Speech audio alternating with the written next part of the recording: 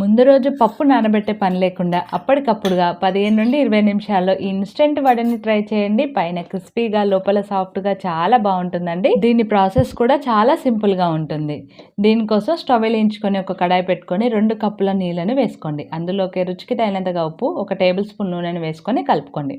Water ఇలా మరుగుతున్నప్పుడు స్టవ్ని లో ఫ్లేమ్లో పెట్టుకొని 2 కప్పుల నీళ్ళకి 1 కప్పు ఉప్మా రవ్వ సన్నది ఉంటుంది కదా, సూజీ రవ్వ, అది వేసుకొని కలుపుకుంటూ ఉండలేమి లేకుండా ఇలా దగ్గర వరకు చేసుకోవాలి. ఇప్పుడు స్టవ్ ఆఫ్ చేసుకొని పూర్తిగా చల్లారిపోయిన తర్వాత చేతికి నీళ్ళు కానీ నూనె కానీ అప్లై చేసుకొని 2 నిమిషాలు బాగా కలుపుకొని కొద్దిగా పిండిని చేతిలోకి తీసుకొని ఈ విధంగా వడల్లాగా చేసుకొని పెట్టుకోండి. ఇప్పుడు బాగా కాగుతున్న నూనెలోకి సరిపోయినన్ని వడల్ని వేసుకొని స్టవ్ని మీడియం ఫ్లేమ్లో పెట్టుకొని ఫ్రై చేసుకోవాలి. గుర్తుంచుకోండి, అప్పుడే కదిలించకుండా 2 నిమిషాల తర్వాత అటు ఇటు తిప్పుకుంటూ మంచి గోల్డెన్ బ్రౌన్ కలర్ వచ్చేంత వరకు ఫ్రై చేసుకొని ఒక ప్లేట్లోకి తీసుకున్నారంటే వేడివేడిగా ఇన్స్టెంట్ వడలు రెడీ అయిపోయినాయి. టేస్ట్ బాగుంటాయి.